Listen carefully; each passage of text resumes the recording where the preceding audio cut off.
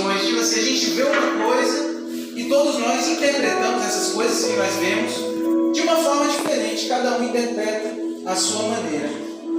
E quando nós olhamos esses versículos que nós lemos, nós vamos ver que é um mesmo texto, uma mesma passagem, que é sobre o chamado de Levi, o chamado de Mateus. Jesus está passando e ali ele escolhe a Mateus e ele chama Mateus. Só que eu estava olhando lá em casa, estava estudando e vendo, e tem alguns detalhes que são muito importantes que eu falei, nossa, isso é maravilhoso. Quando a gente começa a olhar primeiramente o que estava acontecendo ali, nós vamos ver que Jesus, ele tinha passado, tinha falado, ele estava discursando, estava me pregando, e estava cheio o lugar onde ele estava, com os fariseus, tinha ali publicanos, tinha inúmeras pessoas ali ouvindo a ele pregar. E nós vamos ver que aqui nos versículos anteriores vai dizer que veio um homem que ele estava sendo carregado, ele era paralítico, ele não conseguia andar, estava sendo carregado por quadro. E esses homens, eles não conseguiam passar, eles não conseguiam levar esse homem diante de Jesus, porque estava cheio aquele lugar, eles não tinham como passar. Então eles decidiram arrumar um jeito, passaram por cima e desceram aquele homem até onde Jesus estava. E quando nós vamos ver aqui aquele texto, ele estava falando sobre cura e sobre perdão. Nós vamos ver que Jesus ele falou para aquele homem que a fé dele era grande e por conta daquilo, por conta daquela fé que era grande, ele seria perdoado. Os fariseus eles olharam e falaram e começaram ali a murmurar. E Jesus olha para eles e começa a dizer: mas o que é mais fácil? Dizer para esse paralítico, para esse homem que não anda, está perdoado os seus pecados, ou para que ele levante e ande? E eles ali ficaram em silêncio, e para que o nome do Senhor fosse glorificado e para que ele se mostrasse como Filho de Deus, ele pediu e ele ordenou para aquele homem, dizendo que o pecado dele estava perdoado e que ele pudesse se levantar e andar. Ou seja, diante disso nós podemos olhar e entender que o nosso Deus ele tem poder para perdoar pecado e para curar as nossas vidas, para curar as nossas almas. E nesse momento Jesus estava passando e ele viu Levi. E no primeiro versículo de Lucas, nesse último que nós lemos, de Lucas 5, 27, diz assim: e depois disso, saiu e viu um publicano, chamado Levi, assentado na recebedoria, e disse: segue-me. Jesus ele estava passando, e Lucas ele estava relatando, ele estava falando, e ele diz que Jesus estava passando e que ele viu um publicano. Lucas estava dizendo que Jesus estava passando naquele lugar e ele tinha decidido chamar um publicano para junto deles, para se tornar um discípulo. Só que quando nós olhamos o que era aquele publicano, o que significava ser um publicano? Um publicano era alguém naquele período ali que não tinha valor. Ele era alguém que era condenado, ele era alguém que não podia entrar no templo, ele não podia servir de testemunha, ele era considerado alguém que tinha uma profissão indigna, ele era considerado um ladrão, um enganador, porque ele cobrava ali os impostos para Roma. Ou seja, toda a visão que tinha para ele, para aquela pessoa, era de um pecador, era de alguém que era corrupto, era de alguém que era lançado fora, era de alguém que era mau, era de alguém que estava perdido. E diante dessa visão, nós vamos ver que Lucas está ali relatando que Jesus estava chamando essa pessoa. O Senhor Jesus olhou para esse publicano, olhou para essa pessoa que Lucas estava querendo mostrar, que era alguém que era colocado como a margem ali da sociedade, alguém como um traidor, alguém que tinha essa profissão indigna. Mas essa pessoa ainda assim era chamada por Jesus. Essa pessoa ainda assim era escolhida por Jesus. Essa pessoa ainda assim tinha serventia para o Senhor Jesus. E Jesus chamou essa pessoa. Quando nós vamos ver que Lucas ele olhava com esse olho. Lucas ele podia ver e mostrando ali que estava sendo chamado um publicano. Estava sendo chamado alguém que era um traidor, alguém que era um pecador. Mas nós vamos ver que Lucas ele começa a mostrar Jesus e ele mostra Jesus no Evangelho como alguém que é para os gentios, que é para aqueles que estão doentes, que é para aqueles que estão feridos. Nós vamos ver em Lucas, no capítulo 2, no versículo versículo 11, que vai dizer assim: pois na cidade de Davi nasceu hoje o Salvador, que é Cristo o Senhor. Ou seja, Jesus ele estava sendo apresentado ali como um Salvador, como alguém que iria salvar essa pessoa, como alguém que iria curar essa pessoa, como alguém que iria operar esse milagre e iria salvar e iria transformar essa vida. Quando nós olhamos agora em Marcos, que nós lemos no capítulo 2, no versículo 14, nós vamos ver ali que Marcos falou no capítulo 2, versículo 14: e passando viu Levi, filho de Alfeu, assentado na recebedoria, e disse: segue-me, levantando o seguiu. Ou seja, Lucas ele mostra o publicano, ele mostra aquele que era um traidor, aquele que era lançado fora, aquele que tinha uma profissão indigna, aquele que era olhado pelos israelitas ali, pelos judeus, e ele era desprezado por eles. E agora Marcos ele começa a mostrar, ele olha, e passando viu Levi, filho de Alfeu. Marcos agora ele não olhou, ele não quis mostrar, ele não mostrou esse publicano, mas esse pecador, essa pessoa corrupta. Mas ele estava olhando, estava vendo ali Levi, estava vendo ali o filho de Alfeu. Quando nós vamos ver e vamos entender, ele estava ali olhando e mostrando a história. Ele estava olhando e vendo para quem era naquela sociedade e quem tinha vivido ali. Quem que era Levi? Quem era esse filho de Alfeu? Levi ele vai significar ligado, unido, vinculado. Quando nós vamos ver, então, Marcos ele mostrava que ele estava vendo ali um hebreu, ele estava vendo ali o filho de Alfeu, ele estava vendo ali um pecador, ou seja, ele estava olhando a história daquele homem, ele estava olhando a vida daquele homem, o que ele já tinha feito, a história que ele tinha vivido. E Lucas, ele olha e vê um pecador, ele vê aquele que estava à margem da sociedade, que estava sendo menosprezado pelos seus. Agora em Marcos ele olha e vê a descendência, ele vê alguém que era filho, ele olha e vê alguém que tinha uma família, ele olha e começa a ver aquele cidadão, aquela pessoa que tinha ali a sua nacionalidade, que servia ao seu povo. E agora, quando nós olhamos e vamos ver em Lucas, melhor, em Mateus, no 9:9, nós vamos ver algo diferente.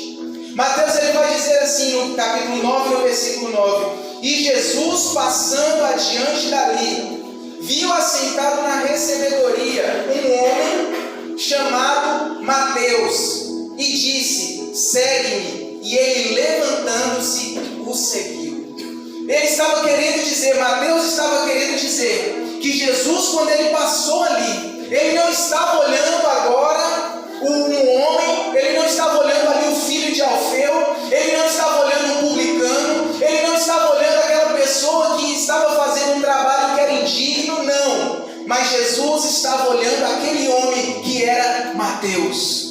Ele estava olhando para aquele homem e ele sabia que aquele homem era o Mateus, era ele. Ou seja, Mateus estava dizendo que ele viu o olhar de Jesus para ele. Ele viu que Jesus olhou para ele, e assim como olha para as nossas vidas, Jesus ele não olha para nós igual os outros olham. Jesus não olha para nós igual as outras pessoas olham. Jesus não olha para nós para nos criticar, para nos apontar, não. Mas ele olha para nós para nos abençoar, para nos trazer como filho, para nos guardar, para nos encher. Ele reconhece quem nós somos e ele sabe disso porque ele nos projetou. Amém. Aleluia. O Senhor ele projetou a nossa vida, o Senhor criou a nossa vida.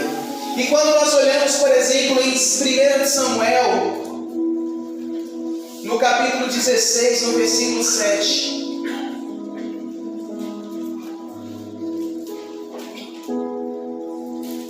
Aleluia. 1 Samuel, no capítulo 16, no versículo 7, diz assim: porém o Senhor disse a Samuel: não atente para a tua aparência, nem para a grandeza da sua estatura, porque tenho rejeitado. Porque o Senhor não vê os olhos, porém o Senhor olha para o coração. O Senhor, Ele olha para as nossas vidas e Ele olha para o nosso coração. O Senhor, Ele olha para nós e vê a intenção do nosso coração. Tudo aquilo que nós vamos fazer para o Senhor, tudo aquilo que nós vamos nos propor a fazer, nós precisamos fazer, entendendo que o Senhor está olhando os nossos corações. Não é fazer por fazer, não, mas é fazer porque o Senhor está olhando para nós, está olhando para os nossos corações, porque o Senhor quer que nós venhamos fazer com o coração disposto, com o coração aberto. Quando nós olhamos então esse versículo de Mateus ele dizendo: e Jesus, passando diante dali, viu assentado na recebedoria um homem chamado Mateus. Ou seja, Mateus está dizendo que Jesus olhou para ele e Jesus o viu. Os outros passavam e olhavam e julgavam. Os outros passavam e olhavam e viam e julgavam. Falavam: não, aquela pessoa ali é indigna, aquela pessoa ali é um corrupto, aquela pessoa ali é um ladrão, aquela pessoa que está ali não merece, aquela pessoa que está ali tinha que ser morta. Mas Jesus, quando olha para ele, olha com um olhar de cura, olha com um olhar de amor, com um olhar de transformação. E é assim que o Senhor olha para as nossas vidas. Nós vamos ver agora no versículo 10. E aconteceu que, estando ele em casa, sentado à mesa, chegaram muitos publicanos e pecadores e assentaram-se juntamente com Jesus e os seus discípulos. Jesus, ele passou, ele chamou a Mateus. Mateus ouviu e decidiu seguir a voz de Jesus. E nós precisamos querer seguir a voz de Jesus. Quando o Senhor, ele olha para as nossas vidas e nós reconhecemos esse olhar do Senhor para nós, nós vamos ver que o Senhor, ele nos chama e nos chama para algumas coisas. O Senhor nos chama e nos chama para prosseguir. Nós vamos ver que ele foi chamado e ele levantou e seguiu. Ou seja, ele ouviu a voz do Senhor, ele ouviu o que Jesus estava falando, ele ouviu o que Jesus estava pedindo e ele decidiu seguir ao Senhor. Logo após ele ter seguido, ele estava na casa. Mateus convidou a Jesus para ir para a sua casa. Quando nós reconhecemos a Jesus, quando nós aceitamos a Jesus, quando nós entendemos que Jesus, ele olha para nós com esse amor de Pai, com esse amor tão sublime, agora nós precisamos entender e querer que ele esteja todos os dias em nossa casa. Nós precisamos querer que Jesus esteja em nossa casa, esteja à nossa mesa. E aconteceu que estando ele em casa, assentado à mesa, Jesus estava na mesa junto com Levi, Jesus estava na mesa junto com Mateus. Eles estavam conversando, eles estavam comendo, eles estavam ali e estavam sendo alimentados. E Jesus estava alimentando a Mateus, agora com o pão da vida, agora com a palavra de vida. E nós precisamos ouvir o chamado de Jesus para as nossas vidas, convidar a Ele para estar em nossas casas, para estar em nossa mesa, para fazer parte da nossa vida, para nós termos comunhão com Ele. Aleluia. E a palavra ainda diz: e ele estava ali assentado à mesa, e chegaram muitos publicanos e pecadores, assentaram-se juntamente com Jesus e os seus discípulos. Ou seja, aquelas pessoas que estavam agora precisando, aquelas pessoas que eram pecadoras, aquelas pessoas que estavam ali doentes, as pessoas estavam agora sentadas ali ouvindo a Jesus, estavam ali e ouvindo o que o Senhor tinha para falar. E os fariseus, vendo isso, disseram aos seus discípulos: por que come o vosso mestre com os publicanos e pecadores? Jesus, porém, ouvindo, disse: não necessitam de médicos os sãos, mas sim os doentes.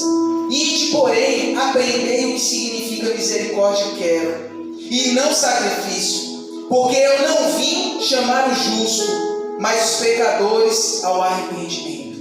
Ou seja, Jesus, ele estava ali, e ele estava agora com esse propósito, com esse plano, e agora ele queria salvar aquelas pessoas, ele queria curar aquelas pessoas, ele queria perdoar aquelas pessoas, e Jesus, ele também Ele quer fazer isso em nossas vidas. Ele quer nos curar, Ele quer nos transformar, Ele quer nos perdoar. Ele quer que nós venhamos nos aproximar dEle. Assim como Mateus o chamou para casa, assim como Mateus o levou para casa, Jesus agora quer que nós também estejamos na casa, nossa casa, junto com Ele, na nossa mesa, junto com Ele, tendo comunhão com Ele, porque assim Ele vai poder operar o milagre, Ele vai poder operar a cura, Ele vai poder operar a transformação que nós precisamos.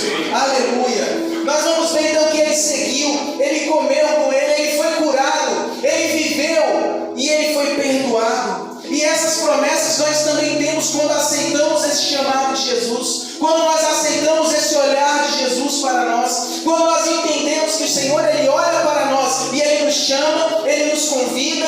Agora nós precisamos aceitar esse chamado do Senhor, e quando nós aceitamos esse chamado do Senhor, nós vamos ter comunhão com Ele, nós vamos desfrutar do que Ele tem para as nossas vidas, nós poderemos viver juntamente com Ele. E o Senhor Ele tem o melhor para as nossas vidas. O Senhor Ele tem algo preparado para nós, e nós precisamos querer aceitar isso, nós precisamos querer receber isso. Quando nós lemos ali em 1 Samuel, que falou que ele não estava, que o homem via o exterior, mas que Deus via o interior. E o Senhor Ele olha para nós, e Ele olha para o nosso interior. Que nessa noite nós possamos ter um entendimento que no nosso interior tem que estar algo voltado para o Senhor, que no nosso coração tem que estar algo voltado para Cristo, que a nossa mente tem que estar voltada para o Senhor, que o nosso desejo tem que estar voltado para Ele. Nós precisamos entender e querer que isso aconteça. Nós precisamos deixar que as aflições, que as lutas, que tudo que acontece lá fora, fique lá fora. Mas que nós precisamos buscar o Senhor, chamar ao Senhor, ter um entendimento que Ele olha para dentro de nós, e Ele quer, e Ele sonda os nossos corações, e nós precisamos estar voltados para Ele. Quando nós recebemos o chamado do Senhor, quando nós aceitamos esse chamado do Senhor, então agora nós somos curados pelo Senhor, nós somos perdoados pelo Senhor, nós somos transformados pelo Senhor, e nós precisamos aceitar isso em nome de Jesus. Se coloque de pé nessa noite.